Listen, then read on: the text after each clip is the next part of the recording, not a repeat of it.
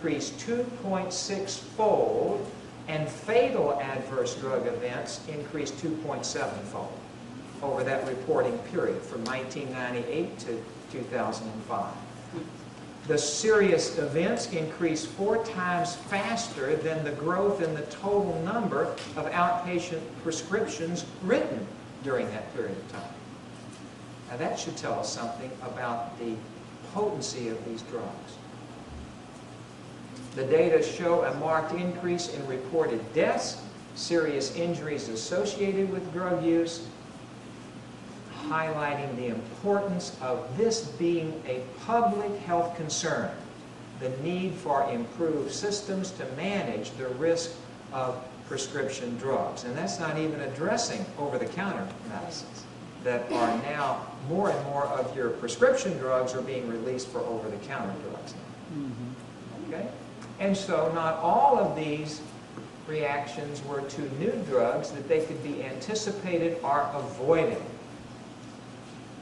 according to the medical experts. It's simply not possible to identify all these adverse effects before they're marketed.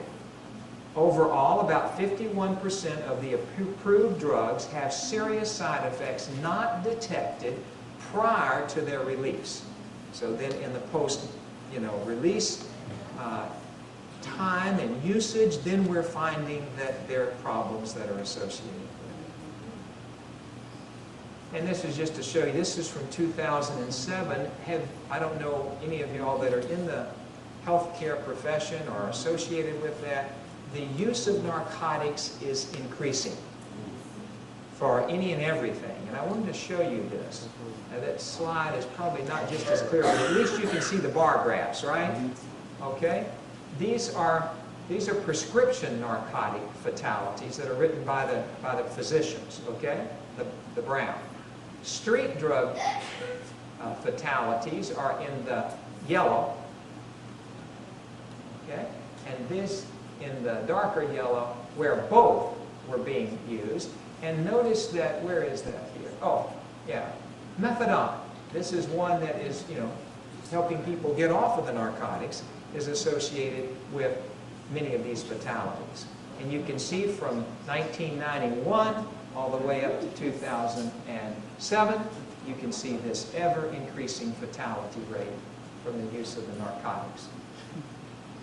2008, this is just another little quip from the Clinical Infectious Disease Journal from the Center for Disease Control, September 2008, showing the problems with the use of antibiotics, causing all of these emergency department visits because of reactions. This number is an important reminder for physicians and patients that antibiotics can have serious side effects and should only be taken when necessary. That's from your CDC going on.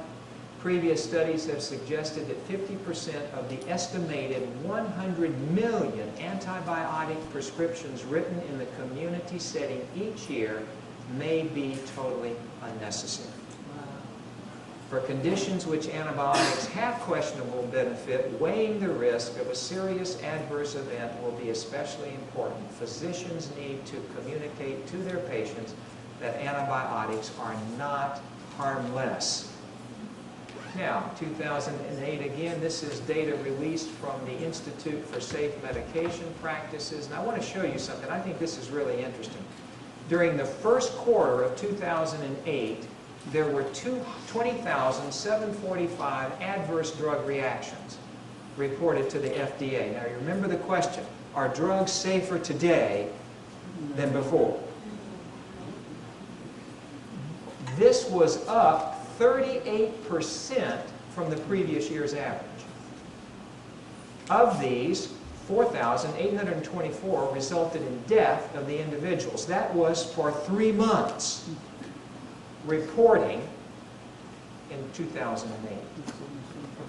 Assuming at best, and they estimate a 10% reporting rate.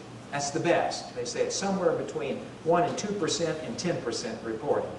If you took the best, 10% reporting rate, of the FDA, you would estimate that about 192,000 Americans would lose their life each year from taking a pharmaceutical. That would be 8% of the total deaths each year.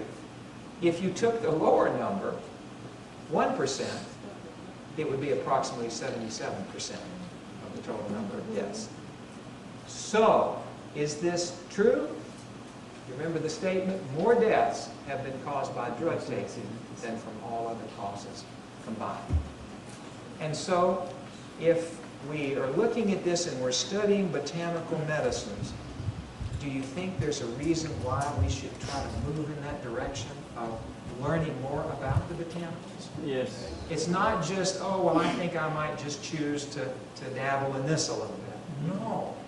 That there is an ever-escalating problem that needs to be seriously addressed by the healthcare community, and trying to find better ways of helping people recover from disease by lifestyle intervention, botanical medicines, hydrotherapy, the use of hygienic methods to where we're not getting into these kinds of problems. And you know that we're told both, well, that drugs don't cure disease. You know that. Why isn't the health of the daughter of my people recovered? That was a question that many years ago God asked through the prophet Jeremiah. Why is not the health of the daughter of my people recovered? Is there no balm in Gilead? But you'll notice the recommendations the prophet gave: go up to Gilead, take balm, for in vain shall you use many medicines, but you will not be cured. That's interesting, and it's the same thing that we have in our own health-inspired counsels. Drugs don't cure disease, they only afford present relief. Mm-hmm. If health is recovered, it's recovered in spite of the drug, not because of the drug. So I think that God is trying to help us to learn how to use His doctors more. You'll notice, educate away from drugs, use them less and less, and use the hygienic methods, God's physicians. Those are your lifestyle interventions. Drugs need seldom be used. And there, you'll have it on the CD. I'm going to stop here, but there is a whole list of the simple botanicals and how they were used in the early years of our movement, and what were the results, okay, under the blessing of God. Okay, we'll stop here. We've got maybe 5 minutes. Any questions? Yes, sir. Where's the CD? Where is the CD? Where are the people? Pardon me? With the lecture. At the end of the seminar. So you must stay to the end. Yeah, the question right here. This CD is inclusive of the others. Yes. Yes, ma'am. Is there a place for modern physicians at all? Oh, sure. Give me an Sure. example of when that would be. Is there a place? Of course there's a place. And what we want to make sure is that if we don't know what to do and we're dealing with serious problems, we're not saying we don't use a drug. We're not saying that a bit. It's not a sin to use a drug if you've got a serious problem, you don't know what else to do. But you can see that in doing this, we need to be honest with ourselves and honest with the patients.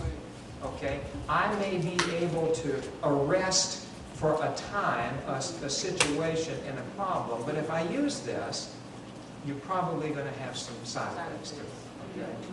But we might still have a patient. All right? Like if you've got somebody who is in a life-threatening situation, you need to act fast. But you don't want to just try to look at a disease and then get people on medications and just leave them there and thinking that that's going to help them. It's not going to do it.